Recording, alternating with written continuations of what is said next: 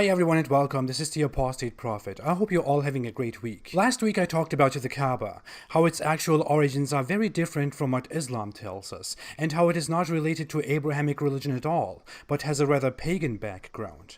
Now I want to talk about one of the most important features of the Kabah, the black stone. The black stone is a black rock at the eastern corner of the Kabah.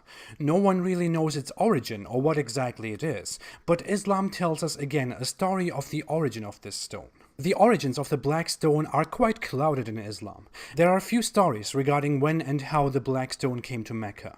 One is that it was given to Adam, but nothing is sure about that claim. What is accepted by most Muslims and Islamic scholars is that when Abraham was building the Kaaba, Ishmael went looking for a stone to place it at the corner. He couldn't find any stone, but while he was searching, the angel Gabriel brought Abraham a pure and white stone. That white stone is the black stone at the Kaaba today. Well, if a white stone is touched by too many sinners, it turns black. If you want to test this at home, you can go out and look for a white stone, then find enough people who just masturbate it, and then let everyone touch the stone, preferably with the hand that the sin was committed with. It will most certainly turn black. If it doesn't work immediately, you can just drop the stone, and maybe in a few thousand years someone will tell a weird story of the god of masturbation giving the stone to some random guy who was going out and looking for a stone. Whatever. Yes, the Islamic belief really is that the black stone was brought by Gabriel from heaven and turned black from white. The heaven part is almost undisputed by the Islamic scholarly consensus, because Muhammad says in Hadith that the black stone came down from heaven. You know, heaven is somewhere above. The color change is also believed to be true because the same Hadith says that the stone was whiter than milk, but turned black because of human sin. The black stone was respected by both believers and pagans, but the pagans eventually took complete control of it and used it in their pagan rituals. According to early Islamic scholars, when Muhammad was 35 years old, the clans of Mecca renovated the Kaaba and removed the black stone from the Kaaba temporarily. But then they couldn't decide who would put the black stone back in its place again, who would have the honor. They waited for a random person, why ever, and in that moment, Muhammad came in, so they gave him the honor to put the black stone back into its place. This is only an early source that sounds incredibly dubious. After Islam took control,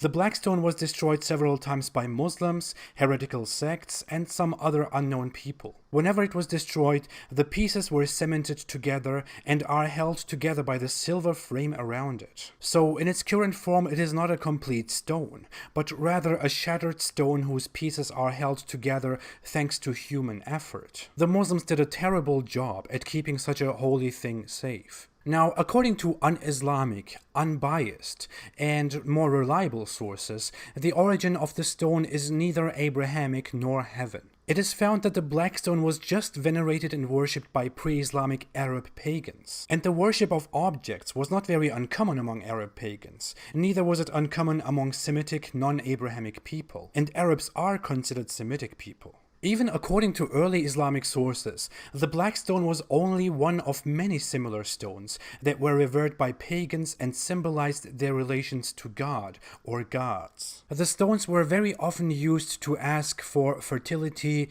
life, rain, and so on, blessings that came from divine sources. According to the earliest biographies of Muhammad, pagans used to worship almost naked at the Kaaba and associated the Kaaba and the black stone with fertility rites and prayers. According to some sources, such stones were associated with cities, tribes, or gods of those tribes. This knowledge is also supported by very early sources. Clement of Alexandria, a theologian who lived in the 2nd century, said that Arabs worship stones. Maximus Tyrius, who was a Greek philosopher in the 2nd century, also provided a more detailed explanation of Arabs worshipping gods through a quadrangular monument and associated stones. According to Jewish sources, Semitic people outside of Judaism were very much involved in stone worship, more so than other people. According to the Jewish Encyclopedia 1906, which bases information on very early and contemporary credible sources,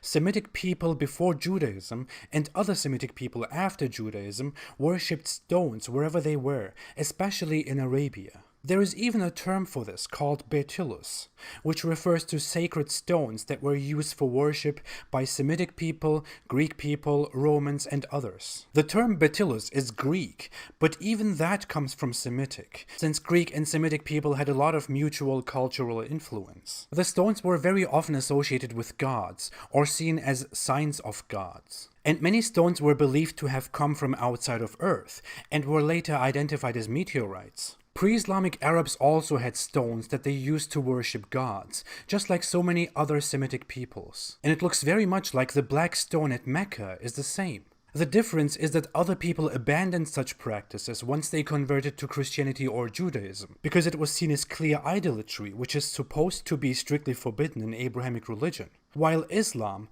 which is also supposed to be an Abrahamic religion, just kept the practice. The theory about meteorites shouldn't be forgotten. Many experts today believe that the black stone in Mecca is also a meteorite. Some other experts believe that it's merely a rare stone or some sort of glass. It has never been scientifically examined, although there is a myth going on among many Muslims that it had been scientifically examined before and it couldn't be compared to anything else in the entire universe. It never happened. It would be very beneficial to actually scientifically examine the stone.